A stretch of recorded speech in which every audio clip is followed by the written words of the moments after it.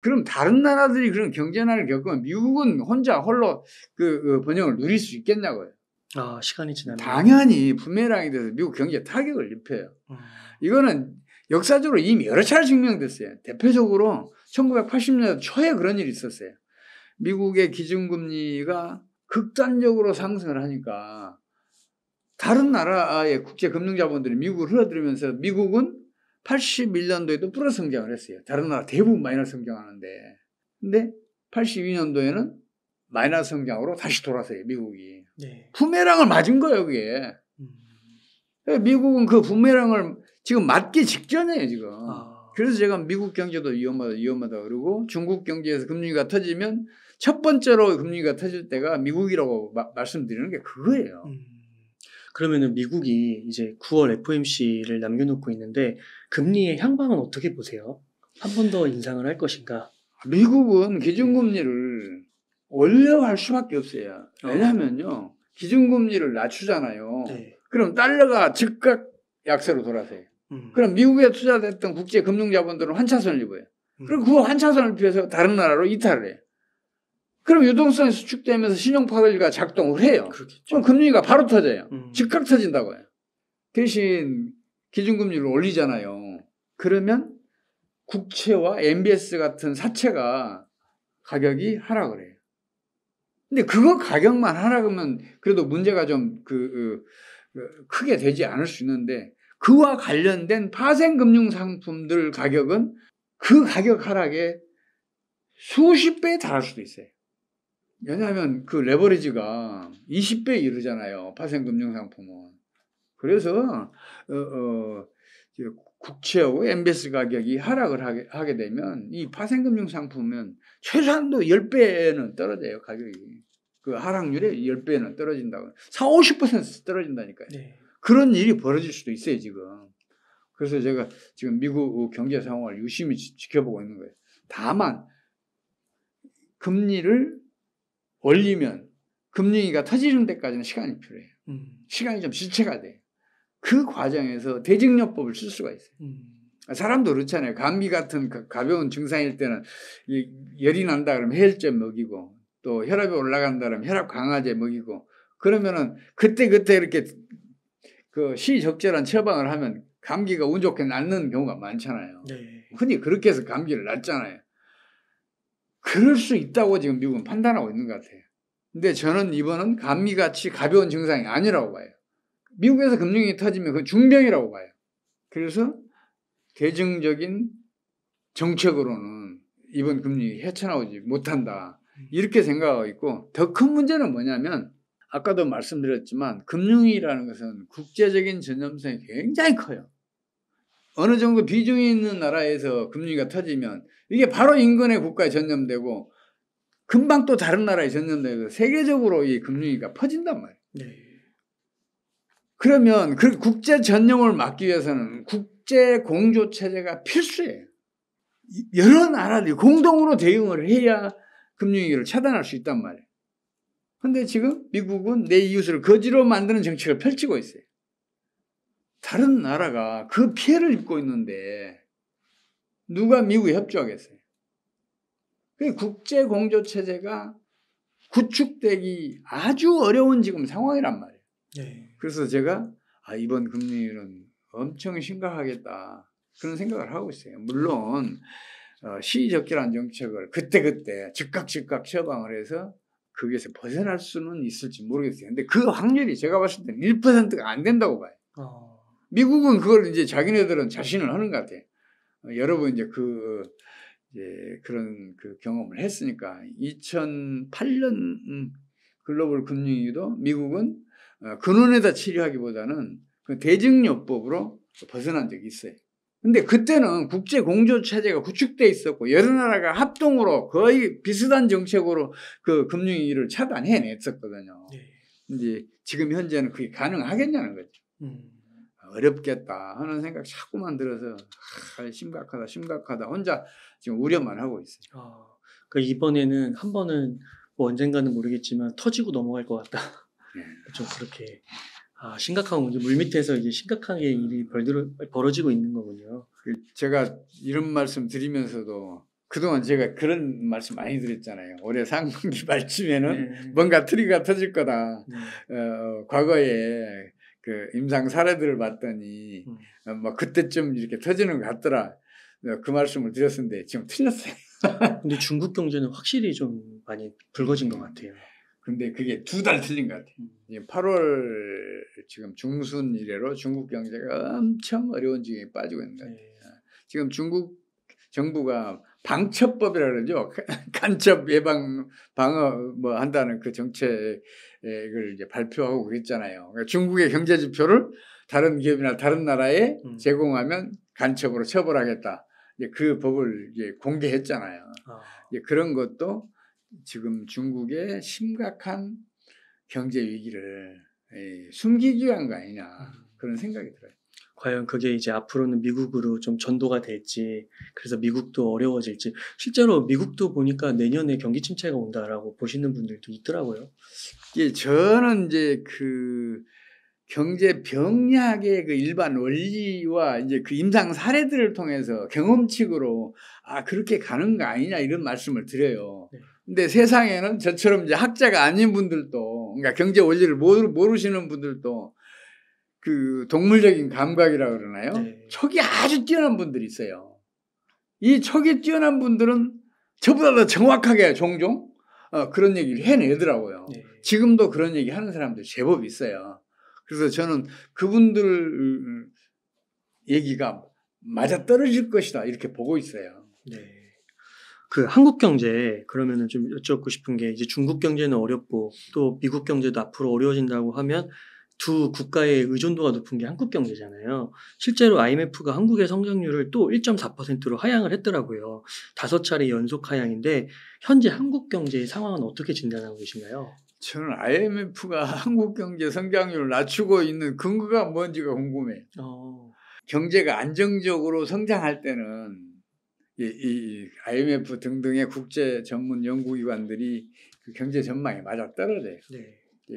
그게 그 사람들이 그 전망 하는 방법으로 동원하는 게 소위 이코노메트릭 모델하고 타임 시리즈 애널리스라고 시계열 분석이라는 게 있어요. 이걸 이 방법으로 예측을 하고 서로 좀 차이가 나면 이걸 서로 보완을 해요. 그렇게 해서 이제 그 전망치를 발표하는데, 근데 이 2가지 방법은 경제가 안정적이지 않을 경우에는 전혀 맞질 않아요. 그래서 이 사람들 이야기하는 게 무슨 근거로 성장률을 낮추는지 그게 지금 궁금해요. 이 무슨 말씀이냐면 그 사람들이 지금 전망하는 성장률보다 우리 경제는 훨씬 더 낮아질 가능성이 있어서 그 말씀을 드리는 거예요. 좋다고요? 지금 안 그래도 지금 우리 경제는 지난해 하반기에 금융위기를 약하게나마 겪었어요. 4분기에 마이너스 1.6% 성장했다니까요. 이 얘기는 금융위기가 진행되지 않고는 벌어지지 않아요. 근데 한 분기만 마이너스 성장을 하니까 사람들이 간과를 했어요. 뛰어난 경제 전문가들도 마찬가지로 간과를 했어요. 근데 그때 이미 우리는 금융위기 겪었고 지금도 그 여파가 아직까지 미치고 있어요. 이런 상황에서 세계적인 금융위기가 터져서 우리 경제에 덮쳐오면 우리 경제의 타격도 엄청 클 거라고 봐요. 그래서 지금 제가 지금 자꾸 걱정하는 게 그거예요. 정부가 제발 어떤 고정관념에서 벗어나서 경제 병리학 임상 사례들도 좀 쳐다보고 현실에 맞게 시적절하게 대정로법으로 좀 그런 정책을 펼쳐주면 얼마나 좋을까 하는 그 바람을 가지고 있어요. 아까도 말씀드렸지만 우리 정부가 환율을 지금 당장 1,100원대로 떨어뜨리고 그 후로도 매년 한 50원씩 떨어뜨리면 외국으로 이탈했던 국내 금융자본, 국제 금융자본이 돌아온다니까요. 그러니까 유동성이 풍부해져서 금융위기 진행에 따라 신용파괴 원리 작동을 할 거 아니에요. 그 작동을 차단해낼 수가 있어요. 그러면 이번 금융위기도 무난하게 극복하지 않느냐. 또 우리 국민은 그런 위기 극복에는 특화되어 있는 거 아니냐 싶을 정도로 저는 그런 생각을 가져요. 1997년 우리가 환란이라고 불렀잖아요. 단군 이래 최대 난리라고. 그때 국내 언론 전문가들은 물론이고 세계적인 경제 전문가들도 그랬어요. 5년 안에 외환위기만 극복해라. 그러면 역사는 위대한 업적을 남겼다고 기록할 것이다. 이런 얘기를 했어요.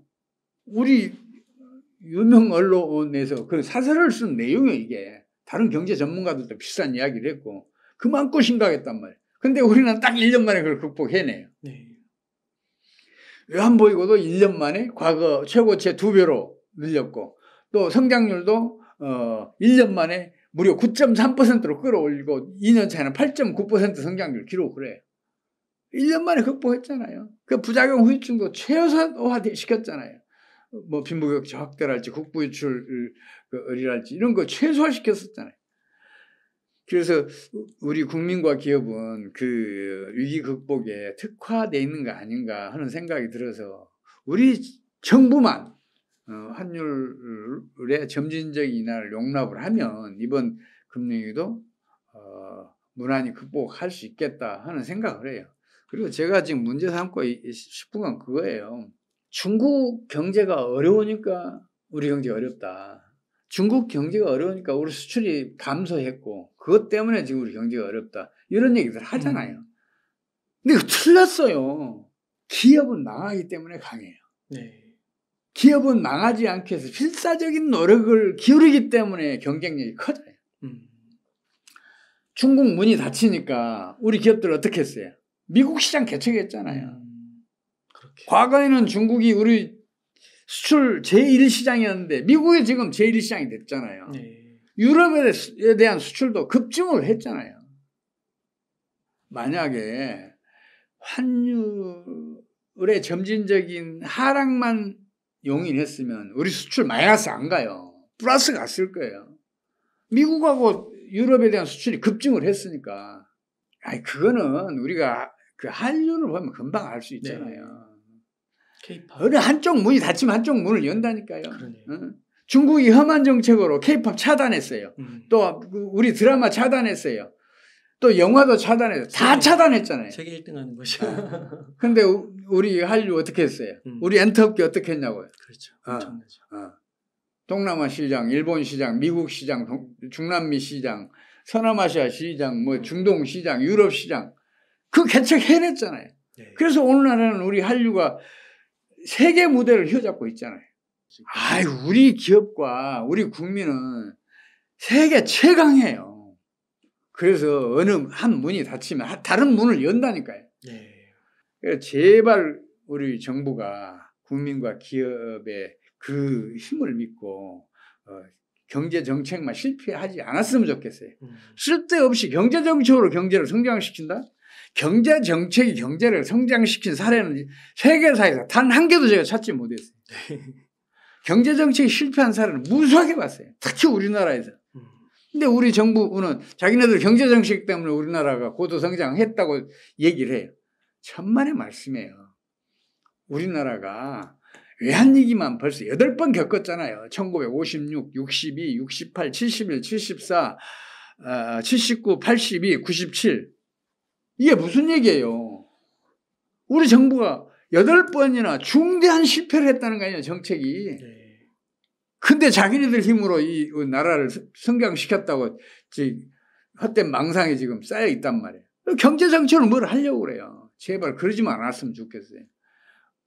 국민을 믿고 기업을 믿으면 우리 경제는 금방 성장을 해요. 저는 환율의 점진적인 하락만 용인하면 그리고 이번 금융위기만 무사히 극복하면 우리나라 성장률은 연평균 6%는 얼마든지 달성할 수 있다.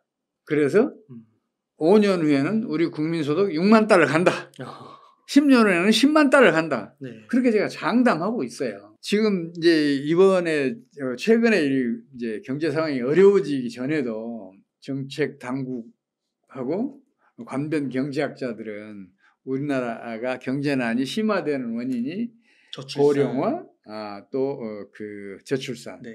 이것 때문이라고 얘기를 해요. 네. 근데 이게 틀렸어요. 왜냐하면 이런 장애물은 넘으라고 있는 것이지 그 앞에 좌절하고 주어진 게 아니라고 저는 생각을 하거든요. 실제로 아일랜드 같은 경우에는 그 장애물을 뛰어넘었어요. 아일랜드는 1980년대 말까지도 경기가 장기간 정체했어요. 그래서 고용난이 아주 심각했어요. 젊은 사람도 일자리가 없어. 그러니까 젊은 사람 중심으로 일자리를 찾아서 해외로 이민을 엄청 갔어요. 특히 미국으로. 네. 그래서 아일랜드 인구는 한때 반토막 났어요. 근데 그 상황에서 1990년도부터 비약적인 성장을 시작을 해요. 심지어 지금 우리나라 국민소득 수준, 우리나라 지금 3만 한 3, 4천 되잖아요. 아일랜드는 이제 당시에는 한 2만 달러 수준. 지금 그동안에 이제 물가도 많이 오르고 그랬으니까. 아일랜드가 1인당 국민소득이 2만 달러를 넘어선 다음부터 10년 동안에 연평균 성장률이 9.3%를 달성한다니까요. 아일랜드는 했는데 왜 우리는 못해요? 아니, 우리 국민이 아일랜드만 못해요. 우리 기업이 아일랜드만 못해요. 훨씬 뛰어나단 말이에요. 우리나라도 얼마든지 아일랜드처럼 고도 성장할 수 있고, 아일랜드는 지금 1인당 국민소득 10만 달러 넘었어요. 와. 그래서 세계에서 가장 잘 사는 나라 속해요. 와. 우리나라도 얼마든지 그럴 수 있다고 저는 믿고 있어요. 10년 안에 갈 수 있다 이렇게 믿고 있어요. 와. 그리고 저출산에 대해서는 제가 꼭 한 말씀 드리고 싶은 게 있어요. 저출산이 심각하다면 제발 거기서 관심 끄라는 거예요. 프랑스가 한때 세계에서 출산율이 가장 낮았어요. 그것도 수십 년간 지속이 됐어요. 그러니까 프랑스에서도 이 저출산 문제가 사회적으로 크게 이슈가 됐어요. 경제 전문가, 입 달린 경제 전문가들은 모두 다 저출산을 문제 삼기 시작을 해요. 출산율이 계속 떨어지는 거예요. 근데 그게 반복적으로 이슈가 되니까 국민들이 거기에 대해서 시큰둥하게 생각하기 시작했어요. 네. 관심이 이제 얕아지기 시작한 거예요. 그러니까 그 얘기가 쏙 들어가기 시작해요. 근데 놀랍게도 그때부터 출산율이 높아져요. 지금은 프랑스의 출산율이 유럽에서 가장 높아요. 최소한도 서유럽에서는. 네. 이거는 사회심리학에서 현장 실험을 통해서 이미 증명을 해냈어요. 자살이나 출산율이나 이런 것처럼 사회적으로 심각한 문제일수록 관심을 기울이면 기울일수록 더 심각해져요. 관심을 끄면 이거는 개선이 돼요. 제가 이 경제정책 실패를 자꾸 거론하면 네. 사람들이 제 말에 신뢰를 안 두는 걸 알아요. 그런데도 불구하고 제가 강조하는 이유가 있어요. 그러니까 사람들에게는 권위에 대한 복종의 심리가 있대요. 이거는 유명한 논문이 있어요. 이를테면 이런 거예요. 아무리 경험이 많은 수간호사라도 초짜 의사가 네. 잘못된 처방을 주면 그대로 환자에게 그 처방을 실시를 한대요. 그게 이제 권위에 대한 복종이라고 그래요. 근데 이게 자칫 재앙을 불러올 수 있어요. 네. 독일의 유태인 학살. 이것도 권위에 대한 복종이에요. 그리고 그 사이비 종고의 집단 자살. 이것도 권위에 대한 복종이에요. 네. 그래서 권위에 대한 무조건적인 복종은 그런 재앙을 불러올 수 있다니까요. 네. 그래서 지금 권위를 비판하는 거, 정부 정책 실패를 비판하는 것은 사람들에게 잘 안 먹혀요. 그걸 제가 알면서도 강조하는 게 그거예요. 그게 재앙을 불러올 수 있다. 실제로 재앙을 우리 경제에 불러왔다. 정부 경제정책 실패를 누구도 지적을 안 하니까 그 실패가 지속되고 그래서 성장률은 꾸준히 낮아지고 국민들의 경제적 고통은 점점 커지고 있다. 네. 저는 그렇게 보고 있으니까 이걸 계속해서 강조하는 거거든요. 네. 환율을 점진적으로 인하하는 정책은 경상수지가 흑자이지 않은 나라는 펼치면 안 돼요. 그 경우에는 국제수지가 극단적으로 악화되면서 외환보유를 고갈시키고 외환위기를 일으켜요. 네. 우리가 1990년대에 그랬잖아요. 근데 경상수지가 흑자일 때는 반드시 점진적으로 하락하는 걸 용납을 해야 돼요. 그러면 경제 번영을 누려요. 이거는 우리가 1980년대 후반에 이미 겪었던 일이에요. 네. 당시에는 연평균 성장률이 1980년대 후반에 10%가 넘었어요. 경상수지 흑자가 큰 가운데 환율의 점진적인 하락을 용납하니까 그런 일이 벌어진 거예요. 또 이건 그때만 그랬냐? 우리 2000년대도 그랬어요.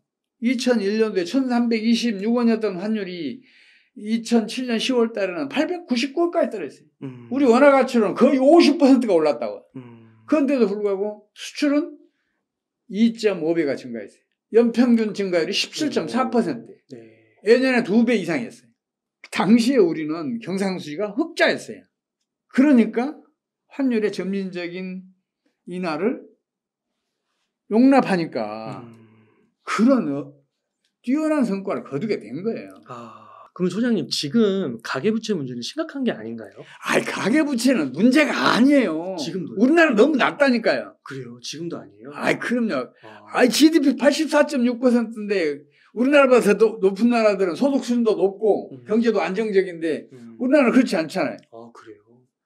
가계부채 비율이 낮은 나라들. 일본이 약 60%, 그리스가 40%, 스페인이 한 50% 등등. 이 나라들 경제가 안 좋잖아요. 이탈리아도 지금 50%예요.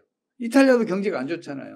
또 영국도 가계부채 비율이 지금 계속 낮아지고 있어요. 네. 근데 가계부채 이게 그 한국은행 총재님도 이번에 기준금리 그 동결 발표하시면서 우리나라 가계부채 문제 심각하고 그래서 부동산 조심하라, 투자 뭐 내 집 마련이나 이런 거 무리해서 하지 마라, 그런 얘기를 하시지 않았나요?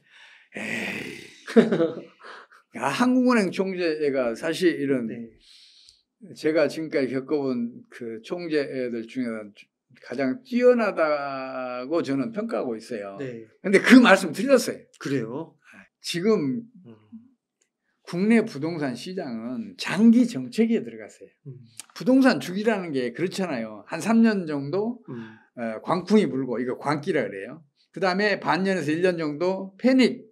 그리고 그 다음에 반년에서 또 1년 정도 이제 붕괴. 그 다음에 장기 정책에 들어가는데 이게 보통 5년에서 6년 정도 걸려요. 이 과정을 우리 경제는 2018, 19, 20 광기. 2021년 패닉. 2022년 붕괴. 맞네요. 그리고 올해 들어서는 장기 정치에 들어갔단 말이에요. 장기 정체가 그럼 몇 년 정도 아까 되신다고 한 거죠?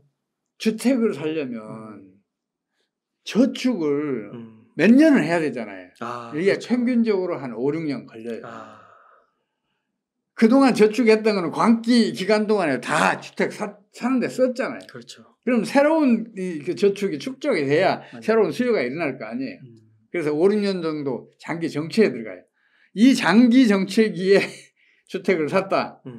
그러면 이 빚내서 샀다. 그럼 타격을 입을 수밖에 없죠. 한국은행 총재가 그걸 보고 말씀하셨을 것으로 저는 보고 싶어요. 가계부채 문제가 심각해서가 아니고. 가계부채 비율은 더 높아져야 된다니까요. 그 얘기는 무슨 얘기냐면 가계부채를 늘리려면 자본 축적을 더 많이 해야 늘릴 수 있잖아요.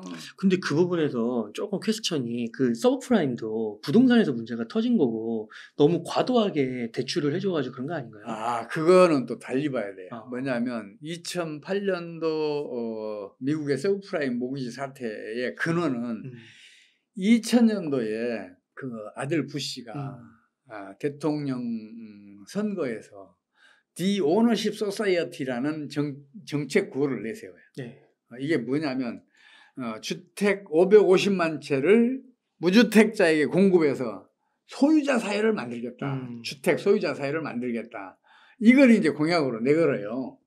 그래 놓고 이제 이 550만 채를 무주택자에게 공급하려면 재원을 마련해야 될 거 아니에요. 그 재원을 어떻게 마련했냐면 프레디맥, 페니메이 이런 그 반공사예요. 이 회사들에게 파생 금융 상품을 개발하게 해요. 파생 금융 상품을 개발해서 이걸 매각을 해서 그 재원으로 그 주택 그 매입 자금을 조달을 해줘요. 그러니까 이제 다른 금융회사들도 이 두 개 회사를 보고 파생 금융 상품을 대규모로 이제 막 발행을 하게 된 거예요. 심지어는 부도를 담보하는 파생 금융 상품도 개발을 해요. AIG가 대규모 공적 자금을 받아서 국유화되잖아요. 그 이유가 이 CDS 때문에 그렇거든요. 그 보험을 AIG가 다 받아줬거든요. 그러니까 세계 1등의 보험회사가 그렇게 부도 위기에 처하게 된 게 바로 이런 파생 금융 상품 때문이에요.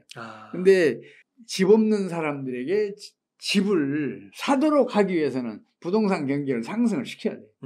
부동산 가격이 상승하고 있으면 이제 사고 싶은 그 마음이 들 거 아니에요. 그렇죠. 그래서 부동산 경기도 예, 부양을 했어요. 그러면서 이제 거품이 생긴 거예요. 근데 거품은 꺼지기 마련이잖아요. 네.